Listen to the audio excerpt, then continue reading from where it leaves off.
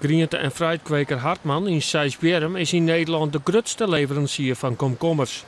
Het gaat per jaar om 40 miljoen stuks die het leveren worden aan alle Albert Heijn winkels in ons land. In Duitsland zijn meer dan 10 mensen stoorn door de EHEC-bacterie, mogelijk veroorzaken door het eten van komkommers.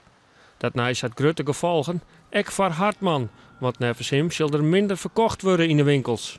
De consument is uiteraard voorzichtig geworden. Waar je natuurlijk berichten uit Duitsland heeft van 10 doden en 300 mensen die dus in het ziekenhuis liggen. Daar word je natuurlijk niet vrolijk van. En ik kan best begrijpen dat je dan een beetje terughoudend wordt. En dat je misschien de komkommer even lezen liet?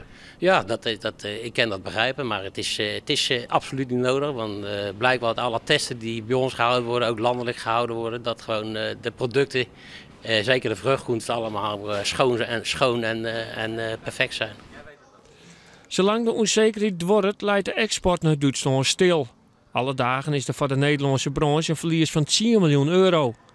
Hartman hoopt dat er gauw duidelijkheid komt hoe waar de EHEC-bacterie correct bijkomt. Als dat werkelijk aanhoudt, dan is dat desastreus. Dan kan men zonder meer eind van de maand zeggen, een heleboel bedrijven die gaan dicht en die moeten ergens anders werk, employ gaan vinden. Failliet? Failliet, zo kan je het rustig stellen. En dan hebben we een heleboel kassen, maar die zijn allemaal leeg. Nevens de Vereniging van Frieske Groenteboeren binnen Fries nuchter genoeg om de eigen Hollandse komkommer gewoon te keerpjen en te eten.